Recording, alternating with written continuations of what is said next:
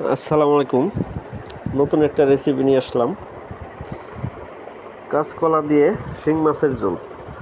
তো আমি প্রথমে একটা প্যান বসাই দিয়েছি, তারপর দিয়েছি তেল এবং কাঁচামরিচ পেঁয়াজ ব্লেন্ড করে সেটা দিয়ে দিলাম আদা রসুন বাটা দিয়ে আমি মশলাটাকে সুন্দর করে কুক করেছি। দেখেন, দিয়ে দিলাম স্বাদ মতো লবণ এবং দিয়ে দেবো হলুদ, মরিচ, ধনিয়া, জিরা দিয়ে সুন্দর করে মশলাটাকে কুক করব। দেখেন, আমি মশলাটা কিন্তু অনেক সুন্দর করে কষাই নিয়েছি। এরপর কাঁচকলা সিলাইয়া আমি লবণ দিয়া হলুদ দিয়া ভালো করে ধুয়ে নিয়েছি। কলা দিয়ে আমি মশলাটাকে কষাই নিলাম। কলা যখন 60% বয়েল হব তখন আমি এখানে দিয়ে দেব পরিমাণ মতো জল। আমি গরম পানি ইউজ করেছি। পানিটা বলক আসা পর্যন্ত অপেক্ষা করব মাছ দেওয়ার জন্য।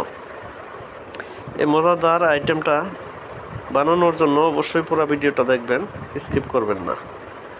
দেখেন, আমার ঝোলটা কিন্তু গরম হয়ে গেছে। এ পর্যায়ে আমি মাছগুলোকে অ্যাড করে দিলাম। মাছগুলো অ্যাড করার পর আমি এটাকে 2 মিনিট জাল করব হাই হিটে।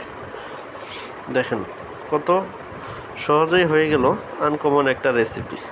এই আইটেমটা যাকেই বানিয়ে খাওয়াবেন সেই আপনার রান্নার প্রেমে পড়ে যাবে, এটা আমার বিশ্বাস। আমার চ্যানেলটাকে অবশ্যই সাবস্ক্রাইব